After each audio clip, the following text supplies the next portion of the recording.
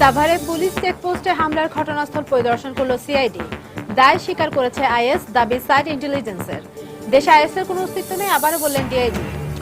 তাবেলা হত্যার ঘটনায় গ্রেপ্তার বিএনপি নেতা সাবেক কমিশনার কাইয়ুমের ছোট ভাই মতিন ৮ দিনের রিমান্ডে। সেনাবাহিনীর কাছে অস্ত্র জমা দিল মুরং ন্যাশনালিস্ট পার্টির ৭৯ সদস্য। স্বাভাবিক জীবনে ফিরতে পেরে স্বস্তি, যথাযথ পুনর্বাসনের দাবি। জামিনে মুক্ত হয়ে আবারও সংগঠিত হওয়ার চেষ্টা। রাজশাহী অঞ্চলের জেএমবি সদস্যদের আতঙ্কে নির্যাতিতরা, বাড়তি নজরদারির দাবি পুলিশের। এবং সময় সংবাদে খবর প্রচার হওয়ায় সিলেটে ধর্ষণের শিকার স্কুল ছাত্রীকে মুঠোফোনে হুমকি, এখনো জীবন আশঙ্কায় স্বজনরা।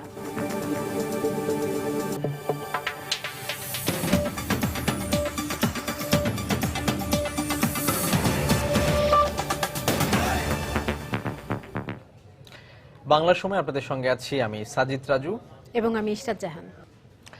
আশুলিয়ায় পুলিশ হত্যাকাণ্ডেও আইএস সম্পৃক্ততার দাবি করেছে জঙ্গি তৎপরতা পর্যবেক্ষণকারী প্রতিষ্ঠান সাইট ইন্টেলিজেন্স। তবে পুলিশের পক্ষ থেকে বলা হয়েছে এ ধরনের কোনো তথ্য প্রমাণ পাওয়া যায়নি।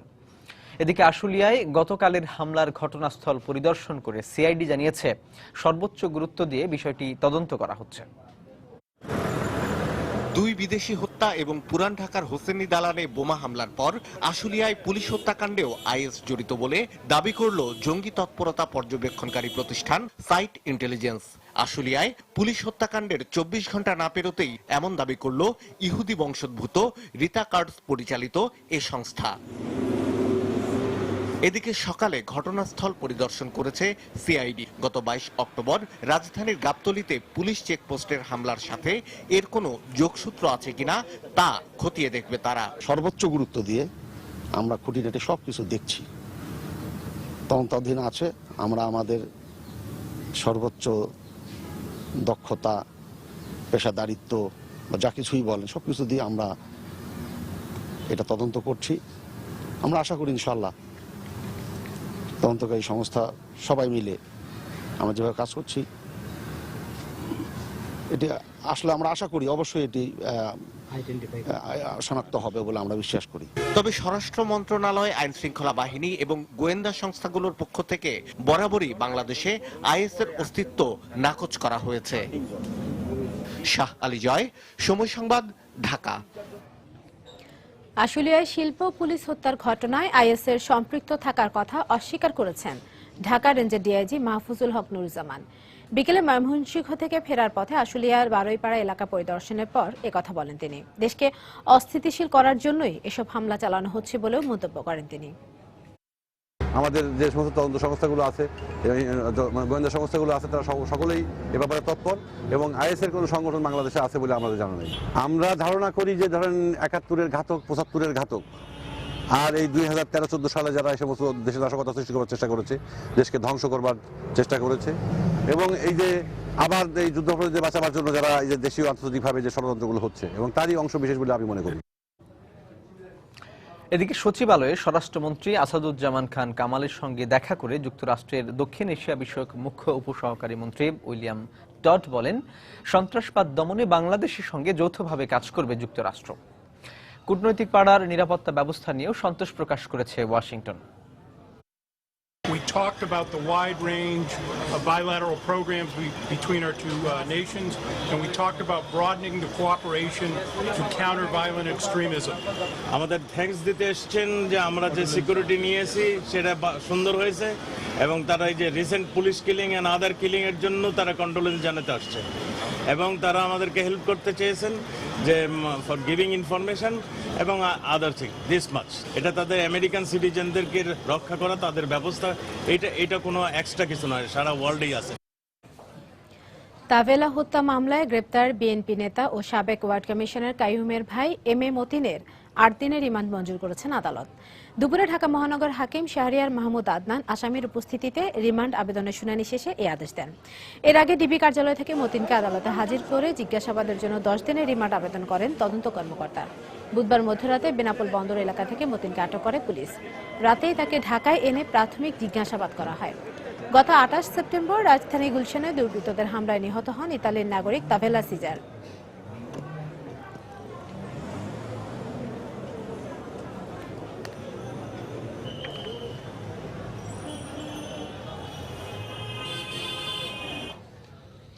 দেখছেন বাংলার সময়।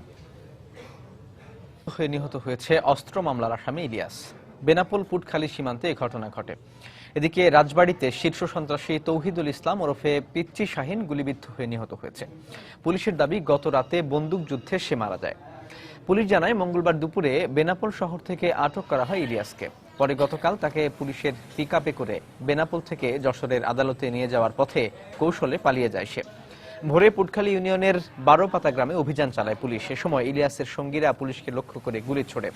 পুলিশও আত্মরক্ষার্থে গুলি চালায়। এ সময় সহযোগীদের গুলিতে নিহত হয় ইলিয়াস।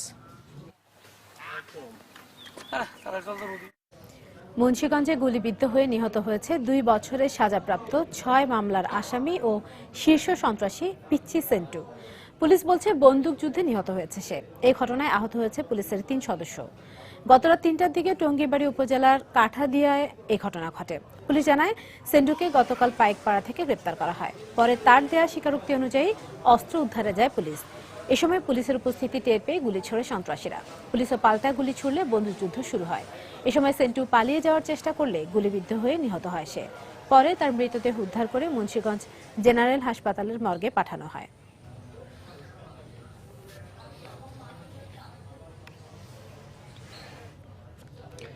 জামিনে মুক্ত হয়ে রাজশাহী অঞ্চলে আবারও সংগঠিত হওয়ার চেষ্টা করছে নিষিদ্ধ ঘোষিত জঙ্গি সংগঠন জামাতুল মুজাহিদিন বাংলাদেশ জেএমবির সদস্যরা। এতে আতঙ্কিত গ্রামবাসী ও তাদের নির্যাতনের শিকার হওয়া অনেকে। রাষ্ট্রপক্ষের কৌশলী বলছেন, সুনির্দিষ্ট তথ্য প্রমাণ না পাওয়ায় অনেক জেএমবি সদস্য আইনের ফাঁক গলে জামিনে বের হয়ে যাচ্ছে। তবে পুলিশের দাবি, এই সদস্যদের উপর বাড়তি নজরদারি রয়েছে তাদের। বিস্তারিত সাইফুর রহমান রকির রিপোর্টে। 2004 সালে সর্বহারা দমনের নামে জেএমবি লোমহর্ষক এক অধ্যায়ের সূচনা করে রাজশাহীর বাগমারা, নওগাঁর রানীনগর ও আত্রাই এবং নাটোরের নলডাঙ্গায়। প্রকাশ্য দিবালোকে হত্যা করা ছাড়াও বাংলা ভাইয়ের সহযোগীরা সাধারণ মানুষকে ধরে নিয়ে গিয়ে চালাতো নির্মম নির্যাতন। 2007 সালে জেএমবির শীর্ষ নেতাদের অনেকের ফাঁসি ও যাবজ্জীবন কারাদণ্ড হয়। তবে নির্যাতনের শিকার অনেকের অভিযোগ, গ্রেপ্তারের পর অনেকেই জামিনে মুক্ত হয়ে পুনরায় সংগঠিত হতে এলাকায় গোপনে তৎপরতা চালাচ্ছে। আমি 3 দিন যাবৎ বাংলা ভাইয়ের ক্যাম্পে শুধু নির্যাতন হয়েছে। হাঁটু থেকে পায়ের গিরা পর্যন্ত সমস্ত রড দিয়ে বাড়ানো হয়েছে। সুকৌশলে তারা এখনো আগানোর জন্য একটা তৎপরতা চালাচ্ছে। প্রকাশ্যে ঘুরে ফেরায় মসজিদ মাদ্রাসা বিভিন্ন জায়গায় মিটিং করে ওরা। তবে পুলিশের দাবি, তারা যেন পুনরায় সংগঠিত হতে না পারে সেজন্য সজাগ তারা।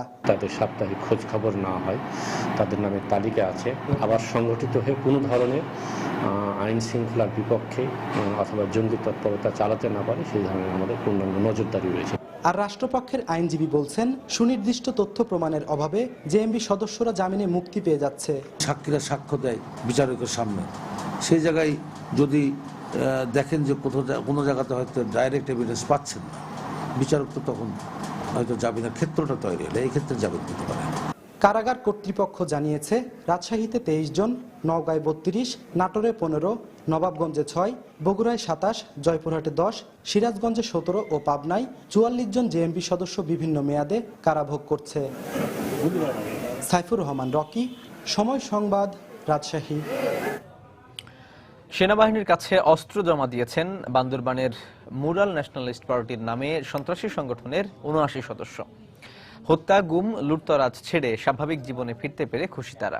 সেই সাথে যথাযথ পুনর্বাসনের দাবিও জানিয়েছেন তারা। বান্দরবানের আলীকদম থেকে বিস্তারিত জানাচ্ছেন কমল দে। উপজাতি সন্ত্রাসী সংগঠন মুরাল ন্যাশনালিস্ট পার্টির 79 সদস্য অস্ত্র সমর্পণের মাধ্যমে স্বাভাবিক জীবনে ফিরে এসেছে। সেনাবাহিনীর উদ্যোগে তারা এই অস্ত্র সমর্পণ করে। বান্দরবান পার্বত্য জেলার আলীকদম উপজেলার কুরুপপাতা এলাকায় আয়োজন করা হয় এই অস্ত্র সমর্পণ অনুষ্ঠান। যাদের ল্যান্ড আছে ল্যান্ডে করবো, যারা ল্যান্ড নাই ওই হেডম্যানকে বলছি খাস ল্যান্ড কোথা আছে দেখে কম বেশি যা আছে চলার মতো সেভাবে আমরা পুনর্বাসন করবো। বিগত 2010 সালে সৃষ্টি হয় এই সন্ত্রাসী সংগঠনের। গত 5 বছরে ভাতৃঘাতী সংঘাত এবং অন্তদলীয় কোন্দলে দলটির প্রধান সহ 25 জন নিহত হয়। তারা যে এটা জীবন যাপন করতো ভুলভাবে, সেই ভুল পথ থেকে যাতে স্বাভাবিক জীবনে ফিরে আসে সেই ব্যবস্থাটাই করতেছি আমরা। সাম্প্রতিক সময়ে চাঁদাবাজি এবং অপহরণের মাধ্যমে মুক্তিপণ আদায় করত এই সন্ত্রাসী সংগঠন। এছাড়া প্রায়শই এখানে ভাতৃঘাতী সংঘাতের পাশাপাশি বাংলাদেশের সাথে তাদের দ্বন্দ্ব লেগেছিল। আজকের এই অনুষ্ঠানের মাধ্যমে প্রায় 70 জন এমএনডিপি সদস্য তাদের অস্ত্র সমর্পণ করে স্বাভাবিক জীবনে ফেরত আসলো। এই অস্ত্রগুলো কোনো অত্যাধুনিক কোনো মারণাস্ত্র নয়, এই অস্ত্রগুলো মূলত মুরং সম্প্রদায়ের দৈনন্দিন শিকার, তাদের আত্মরক্ষার কাজেই তারা ব্যবহার করত। এগুলো মূলত দেশীয় অস্ত্র। এরই প্রেক্ষিতে সেনাবাহিনী এই দুর্গম এলাকা আয়োজন করে অস্ত্র সমর্পণ অনুষ্ঠানের। এক্ষেত্রে স্বাভাবিক জীবনে ফিরে আসতে পেরে এই সন্ত্রাসীরাও তারা স্বস্তি প্রকাশ করছেন। এখন সেনাবাহিনীর হাতে আমি সারেন্ডার করছি, খুব ভালো লাগে। সেনাবাহিনী ভালোর পথে ফিরিয়ে আনায় আমরা এখন অনেক খুশি। আমরা কৃতজ্ঞ, তবে আমাদের যে দাবি দাওয়াগুলো রয়েছে সে ব্যাপারেও সরকারের নজর দিতে হবে। অপরদিকে তারা দাবি করছেন তাদের জন্য যত নিয়মে পুনর্বাসন করা হয়। এই অস্ত্র সমর্পণের মধ্য দিয়ে অবসান ঘটল 5 বছরের ভাতৃঘাতী সংঘাতের। সাময়িক শান্তি ফিরে আসলো এই দুর্গম পাহাড়ি এলাকায়। কিন্তু স্থানীয়রা বলছেন এই শান্তি কতদিন বজায় থাকে তা এখন দেখার বিষয়। বান্দরবানের আলীকদম থেকে কমল দে, সময় সংবাদ। বাংলা সময় আরো থাকছে। স্থানীয় সরকার নির্বাচনের আচরণবিধি প্রস্তুত হয়েছে জাতীয় নির্বাচনের আদলেই। দলীয় প্রার্থীর পক্ষে প্রচারণায় অংশ নিতে পারবেন মন্ত্রী এমপিরাও।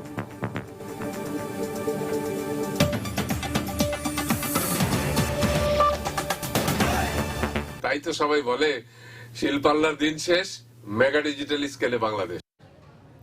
রাজশাহীতে ঋণের টাকা তুলে না দেয়ায় নির্যাতিত গৃহবধূর চোখের অবস্থা এখনও শঙ্কামুক্ত নয়। এই ঘটনায় একটি মামলা করা হলেও এখনও কাউকে গ্রেপ্তার করতে পারেনি পুলিশ। স্বজনদের অভিযোগ, আসামিরা বহাল তবিয়তে ঘুরে বেড়ালেও তাদেরকে গ্রেপ্তার করছে না পুলিশ। এদিকে নির্যাতিতার চোখের অবস্থা এখনও শঙ্কামুক্ত নয় বলে জানিয়েছেন চিকিৎসক। গত 1 নভেম্বর এনজিও থেকে ঋণের টাকা তুলে না দেয়ায় পবা উপজেলার নুরেসা বিবি নামে এক গৃহবধূর ওপর অমানসিক নির্যাতন চালায় স্বামী সিরাজুল ইসলাম। এক পর্যায়ে আঙ্গুল দিয়ে তার 2 চোখ উপড়ে ফেলার চেষ্টা করা হয় বলে অভিযোগ করে স্বজনরা। পরে আশঙ্কাজনক অবস্থায় তাকে রাজশাহী মেডিকেলে ভর্তি করা হয়।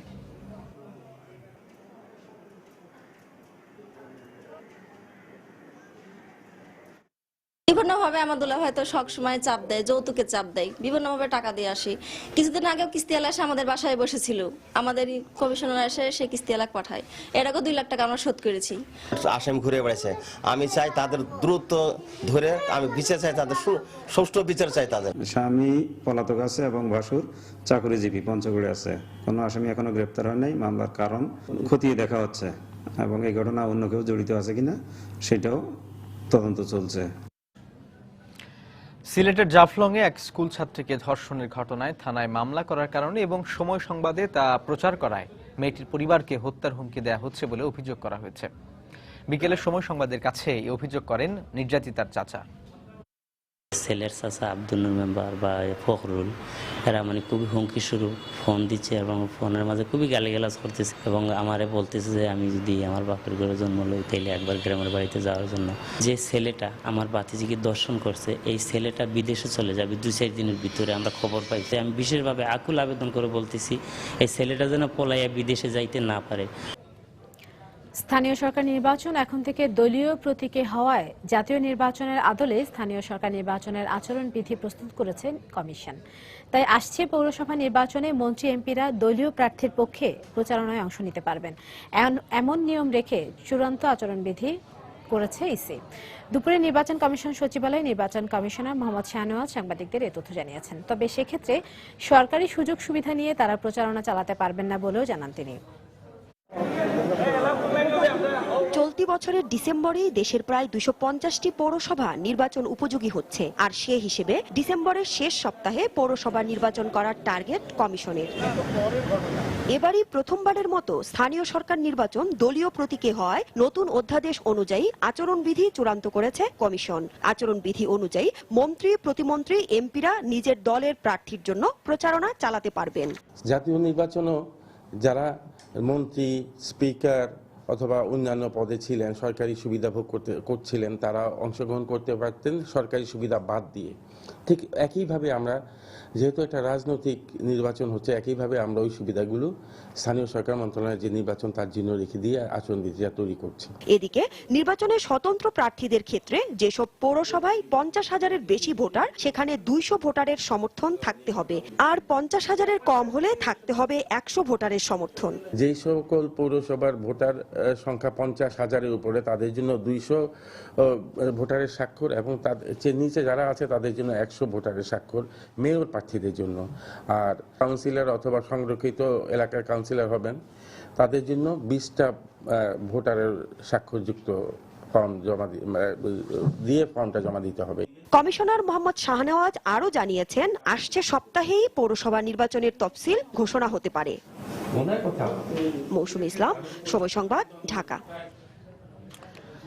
সরকারি কর্মচারীদের টাইম স্কেল এবং সিলেকশন গ্রেড বহালের ব্যাপারে প্রধানমন্ত্রীর সঙ্গে আলোচনা করে সিদ্ধান্ত নেওয়া হবে বলে জানিয়েছেন অর্থমন্ত্রী আবুল মাল আব্দুল মুহিত। সকালে সচিবালয়ে বিসিএস কমিটির সঙ্গে বৈঠকে মন্ত্রী কথা বলেন।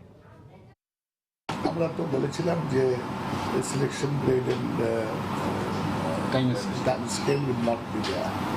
এখন সরকারের সঙ্গে আলাপ করে এবং আমাদের অর্থনীতিদের দ্বারা কাছে, এটা আমি একা করি না, এটা রাজনৈতিক মন্ত্রী পরিষদ, ন্যাচারালি এটা এই একজনের সিদ্ধান্ত হয় না, খালি প্রাইম মিনিস্টার কাছে গেলে হয় না, আরো অন্যান্য ব্যাপারও আছে। As I told you, we had a meeting a few days ago. Abu Shahid, Tufal Shahid, Nahid, আরোকে কতজন ছিলেন। উপজেলা নির্বাহী কর্মকর্তাদের একক কর্তৃত্ব বাতিল সহ 6 দফা দাবিতে মানববন্ধন ও প্রতিবাদ সমাবেশ করেছেন বিসিএস ও নন ক্যাডার কর্মকর্তারা। কেন্দ্রীয় কর্মসূচির অংশ হিসেবে তারা এই কর্মসূচি পালন করেন। দুপুরে ব্রাহ্মণবাড়িয়া প্রেস ক্লাব চত্বরে মানববন্ধন করেন বিসিএস ও নন ক্যাডার সমন্বয় কমিটি। ঘণ্টাব্যাপী এই কর্মসূচিতে জেলা ও উপজেলা পর্যায়ের সরকারি কর্মকর্তা কর্মচারীরা অংশ নেন।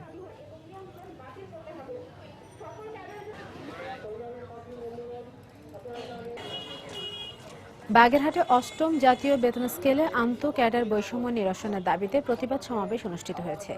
সমাবেশ শেষে সংশ্লিষ্ট মন্ত্রণালয় বরাবর একটি স্মারকলিপি পাঠানো হয়।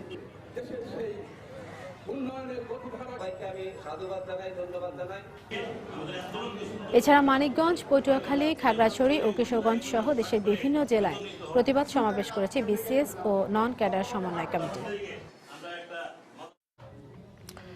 একই রোগ নির্ণয়ে ডায়াগনস্টিক সেন্টারগুলোর রিপোর্টে মিল না থাকায় বিভ্রান্তিতে পড়ছে সাধারণ মানুষ। পাশাপাশি একই সেবার বিপরীতে এক এক প্রতিষ্ঠান আদায় করছে এক এক রকম অর্থ।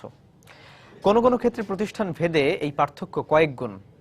সেবা মূল্য সর্বসাধারণের জন্য সহনীয় মাত্রায় আনতে একটি জাতীয় পদ্ধতি নিরূপণের পরামর্শ বিশিষ্ট চিকিৎসকদের। ডায়াগনস্টিক সেন্টারগুলোর মান যাচাইয়ের পাশাপাশি বিভিন্ন শ্রেণীতে ভাগ করে সেবা মূল্য ক্রয় ক্ষমতার মধ্যে আনার আশ্বাস স্বাস্থ্য বিভাগের। বিস্তারিত মুজাহিদ শুভর রিপোর্টে। প্রায় 2 বছর আগে মায়ের গর্ভে থাকা ফুটফুটে এই শিশুটিকে মৃত ঘোষণা করেছিলেন চিকিৎসক। একবার নয়, দুবার নয়, বেসরকারি ডায়াগনস্টিক সেন্টারে 3বার টেস্টে প্রমাণিত মৃত বাচ্চাটি জীবিত হয়ে মায়ের কোল আলোকিত করে ভুল প্রমাণিত করে সকল পরীক্ষাকে। আমার বাচ্চা হওয়ার সময় আমাকে 3টা মেডিকেল নিয়ে গেছে। নিয়ে যাওয়ার পরে 3 জায়গায় আলট্রাসাউন্ড করছে, বলছে যে আমার বাচ্চা মারা গেছে। মৃত বাচ্চা বের করার সময় বাচ্চা কান্না করে উঠছে। কান্না শুনে আমরা জানতে পারলাম, আমাদের অভিভাবক জানতে পারলো যে আমার বাচ্চা জীবিত। 1982 সালের পর চিকিৎসা ফি নির্ধারণে নতুন মানদণ্ড প্রণয়ন না করায় স্বেচ্ছাচারী প্রায় সব বেসরকারি ডায়াগনস্টিক সেন্টার। রাজধানীর কয়েকটি ডায়াগনস্টিক সেন্টার ঘুরে দেখা গেছে প্রতিষ্ঠান ভেদে মেডিকেল টেস্টের ফি এর পার্থক্য 4 থেকে 6 গুণ। সরকারি হাসপাতালে ইউরিন টেস্টে মাত্র 20 টাকা নেওয়া হলেও বেসরকারি প্যাথোলজিতে নেওয়া হচ্ছে 150 থেকে 300 টাকা পর্যন্ত। পাশাপাশি অহরহ ভুল চিকিৎসা আর প্রতিষ্ঠান ভেদে একই রোগের পরীক্ষার রিপোর্ট ভিন্ন হওয়ায় বিভ্রান্তিতে পড়ছে সাধারণ মানুষ। রাশিয়াতে পড়তে যাওয়ার জন্য মেডিকেল টেস্ট করি, কিন্তু সেখানে আমার এইচআইভি পজিটিভ ধরা পড়ে। আমি তো এটা মেনে নিতে পারি নাই। অন্য একটা মেডিকেল সেন্টারে আবার পুনরায় টেস্ট করি, তো আমার কোনো সমস্যা ধরা পড়েনি। একটা টেস্ট ডায়াগনস্টিক করতে গেলে আমি 1000 টাকা, অন্য জায়গায় 3000 টাকা, ইভেন 5000, এমনকি আপ টু 10,000 টাকা পর্যন্ত।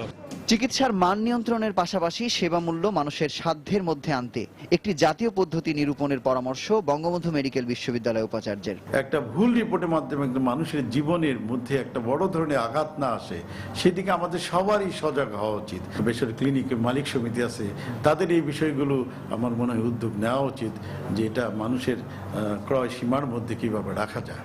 ডায়াগনস্টিক সেন্টারগুলোকে বিভিন্ন শ্রেণীতে ভাগ করে সবার জন্য চিকিৎসা ফি সহনীয় মাত্রায় আনার পরিকল্পনার কথা বললেন স্বাস্থ্য অধিদপ্তরের পরিচালক। 600 প্রতিষ্ঠানকে আমরা অলরেডি নোটিশ দিয়েছি। 25টি প্রতিষ্ঠান আমাদের সিলগালা করা আছে, বাতিল করছি প্রায় 30টা। কোনো প্রতিষ্ঠান যদি তার ন্যূনতম কোয়ালিটি নাই বা এই প্রতিষ্ঠান দিয়ে জনস্বাস্থ্যের কোনো বিঘ্নিত হতে পারে, তাদেরকে আমরা ইমিডিয়েটলি বন্ধ করে দেওয়ার ব্যবস্থা করছি। 138 কোটি টাকা ব্যয়ে রাজধানীর এই শেরেবাংলা নগরে নির্মিত হচ্ছে ইনস্টিটিউট অফ রেফারেল ল্যাবরেটরি। রাজধানী সহ সারা দেশের প্যাথোলজি ও ডায়াগনস্টিক সেন্টারগুলোর মান যাচাই ও নিয়মিত তদারকির লক্ষ্যে এই ইনস্টিটিউট গুরুত্বপূর্ণ ভূমিকা রাখবে বলে আশাবাদ চিকিৎসক সহ স্বাস্থ্য বিভাগের। মুজাহিদ শুভ, সময় সংবাদ, ঢাকা। এদিকে দেশব্যাপীও ব্যাঙের ছাতার মতো গড়ে উঠেছে শত শত প্যাথোলজি ও ডায়াগনস্টিক সেন্টার, যার বেশিরভাগেরই নেই কোনো ধরনের অনুমোদন। অন্যদিকে দক্ষ টেকনিশিয়ান ও উন্নত যন্ত্রপাতির অভাবে মিলছে না সঠিক ডায়াগনোসিসের রেজাল্টও। ক্লিনিক ভেদে বদলে যাচ্ছে পরীক্ষার রিপোর্ট। এতে করে রোগীরা প্রতারিত হয়ে ছুটছেন রাজধানী সহ বিদেশে। এক জায়গায় পরীক্ষা করলে এক রিপোর্ট আসতেছে, আরেক জায়গায় পরীক্ষা করলে আরেকটা রিপোর্ট আসতেছে। সকল মেশিনের মান এক সমান না। আমি নিজে একবার একটা আল্ট্রাসাউন্ড করতে গেছিলাম আমার ওয়াইফের, সে বলে জরায়ু টিউমার হয়েছে। হ্যাঁ, পরবর্তীতে দেখা যাচ্ছে জরায়ু টিউমার হয় নাই। এই পর্যন্ত প্রায় 15 থেকে 20 টেস্ট করাইছি, কোনো টেস্টই ডাক্তারও ধরতে পারে না। প্যাথোলজি টু প্যাথোলজি ভেরিয়েশন হইতেই পারে কিছু, এবং এটা সাধারণত নির্ভর করে ভালো একটা রেজাল্ট পাইতে গেলে দক্ষ পরীক্ষা যারা করে তারা যদি দক্ষ হয়, যে সমস্ত যন্ত্রপাতি ব্যবহার করা হয় সেগুলো যদি আপ টু ডেট হয়, বাইরে যে সমস্ত ধারণা আছে যে একটার সাথে একটা তারতম্য হয়, এগুলোর ব্যতিক্রম হওয়ার জন্য হতে পারে। এগুলো কয়েকদিন পূর্বে একটা ইউনিট টেস্ট করছিলাম, এক ক্লিনিকে নিয়ে যায়, যখন দেখালাম বললো এটা ঠিক হয়নি, আর একটা ক্লিনিকে বলে এটা ঠিক আছে। টাকা এক একটা মান এক এক রকম, কেউ 1000, কেউ 1500, কেউ 800। প্রাইভেট যে ক্লিনিকগুলো, সবগুলো ক্লিনিক বিশেষজ্ঞ চিকিৎসার দ্বারা পরিচালিত হচ্ছে না, যে কারণে মানসম্মত পরীক্ষা নিরীক্ষা সবসময় আমরা সবগুলো প্যাথোলজি ল্যাব থেকে পাচ্ছি না।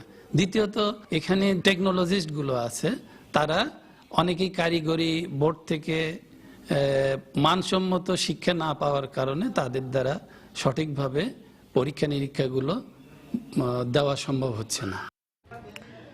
নোয়াখালীর কোম্পানিগঞ্জে চাঞ্চল্যকর কিশোর মিলন হত্যা মামলার চূড়ান্ত রিপোর্ট প্রত্যাখ্যান করে অধিকতর তদন্তের জন্য সিআইডিকে নির্দেশ দিয়েছেন আদালত।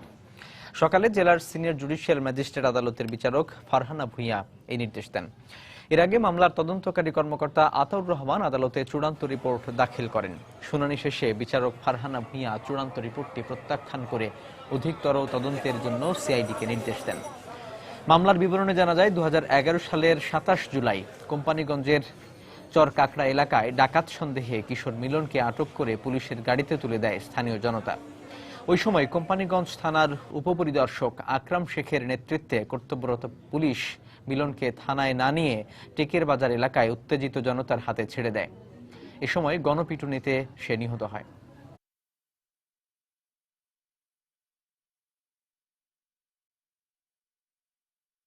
কিশোর মিলন হত্যা মামলায় আজকে অধিকতর তদন্তের জন্য আদালত দিয়েছেন। আজকে মামলাটি চূড়ান্ত প্রতিবেদন শুনানির জন্য ছিল। এখন আদালত সিআইডি আদালত আইও এবং বাদীকে শুনে অধিকতর তদন্তের জন্য পরবর্তীভাবে সিআইডিকে আদেশ দিয়েছে। চট্টগ্রামের অস্ত্র ও গুলিসহ একজনকে আটক করেছে পুলিশ। গত রাত 10টার দিকে রেলওয়ে 3 নম্বর সিগন্যাল এলাকা থেকে তাকে আটক করা হয়। পুলিশ জানায়, ওই এলাকায় চেকপোস্ট বসিয়ে পাহারা দিচ্ছিলেন তারা। এ সময় মোজাম্মেল হোসেন নামে এক ব্যক্তির গতিবিধি দেখে সন্দেহ হলে তাকে আটক করা হয়। পরে তল্লাশি চালিয়ে 2টি আগ্নেয়াস্ত্র, 4টি ম্যাগাজিন ও 6 রাউন্ড গুলি উদ্ধার করে পুলিশ। মোজাম্মেল হোসেনের বিরুদ্ধে পাহাড়তলী থানায় অস্ত্র আইনে একটি মামলা দায়ের করা হয়েছে। নাশকতা সৃষ্টির জন্য এই অস্ত্র সংগঠিত করা হয়েছিল বলে প্রাথমিকভাবে ধারণা করছে পুলিশ।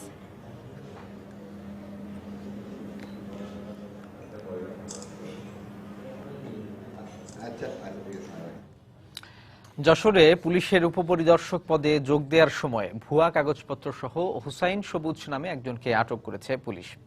এ ব্যাপারে থানায় একটি মামলা হয়েছে। পুলিশ জানায়, সকাল 9টার দিকে পুলিশের পোশাক পরা অবস্থায় হুসাইন সবুজ নামে এক যুবক পুলিশ লাইন্সের রিজার্ভ অফিসে গিয়ে নিজেকে উপপরিদর্শক বলে পরিচয় দেন। এ সময় যোগদানের কাগজপত্র দাখিল করেন তিনি। পরে কাগজপত্র যাচাই বাছাই করে তা ভুয়া প্রমাণিত হওয়ায় তাকে আটক করে পুলিশ।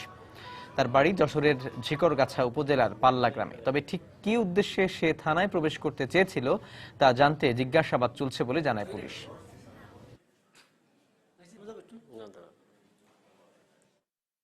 সাজান পথে দাঁড়াইলে পর বললে লাইনে নিয়ে এসে খেটেছে। তারপর থেকে ওর মাথার সমস্যা চিকিৎসা করে, তা ওই চাকরির জন্য দৌড়ে বেড়ায় সেই থেকে। মিথ্যা পরিচয় দিয়ে যশোর জেলা পুলিশ লাইনে সাব ইন্সপেক্টর হিসেবে যোগদানের চেষ্টা করছিল। তখন তাকে আমরা গ্রেপ্তার করি এবং গ্রেপ্তার করে জিজ্ঞাসাবাদ করা হচ্ছে সে কি কারণে কি উদ্দেশ্যে এই পুলিশ লাইনে এসছে এবং পুলিশের পোশাক পরিধান করে পুলিশের ফুল ইউনিফর্ম সে কোথা থেকে পেল, এই সমস্ত বিষয়গুলো আমরা তদন্ত করে দেখতেছি। জাগৃতির প্রকাশক ফয়সাল আরেফিন দীপনের হত্যাকারীদের গ্রেপ্তারের দাবিতে চাঁপাইনবাবগঞ্জে মানববন্ধন করেছেন জাতীয় সমাজতান্ত্রিক দল জাসদের কর্মীরা। বেলা 11টার দিকে শহীদ সাটু হলের সামনে মানববন্ধন কর্মসূচি পালন করেন জাসদের নেতাকর্মীরা। এই সময় তাদের সাথে সংহতি প্রকাশ করে জেলা ঘাতক দালাল নির্মূল কমিটির নেতাকর্মীরা। বক্তারা বলেন, স্বাধীনতা বিরোধী শক্তিরা আবারও মাথাচাড়া দিয়ে উঠেছে। তারাই মুক্ত চেতনার মানুষদের গুপ্ত হত্যা করছে। তাই মুক্তিযুদ্ধের সপক্ষে সকল শক্তিকে ঐক্যবদ্ধ হয়ে হত্যাকারীদের প্রতিহত করতে হবে।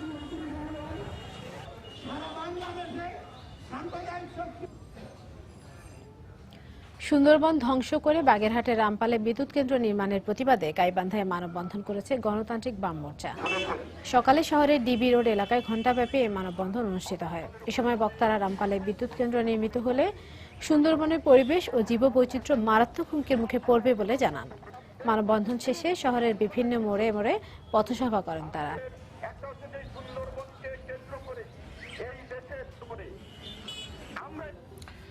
রংপুরে পুলিশ ট্রেনিং সেন্টারে নারী টিআরসির ব্যাচ সমাপনী কুচকাওয়াজ অনুষ্ঠিত হয়েছে। এছাড়া রাজশাহীতে কারারক্ষী বাহিনী ও সিলেটে রেঞ্জ রিজার্ভ পুলিশের সমাপনী কুচকাওয়াজ অনুষ্ঠিত হয়েছে।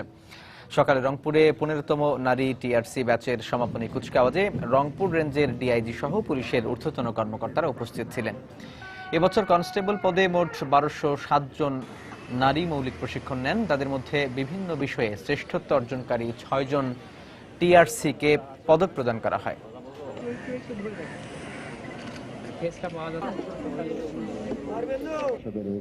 রাজশাহীতে কারারক্ষী বাহিনীর 47তম ব্যাচের নবীন কারারক্ষীদের শপথ পাঠ, কুচকাওয়াজ ও আত্মরক্ষার মহড়া প্রদর্শিত হয়। এই সময় প্রশিক্ষণে বিভিন্ন বিষয়ে চৌকস 3 জনের হাতে পুরস্কার তুলে দেন স্বরাষ্ট্র মন্ত্রণালয়ের অতিরিক্ত সচিব রাখাল চন্দ্র বর্মন। সিলেটে রেঞ্জ রিজার্ভ পুলিশের কনস্টেবল পদে নিয়োগকৃত প্রথম ব্যাচের সমাপনী অনুষ্ঠানে অভিবাদন গ্রহণ করেন সিলেট রেঞ্জের ডিআইজি মোহাম্মদ মিজানুর রহমান। এতে প্রায় 300 পুলিশ কনস্টেবল অংশ নেন।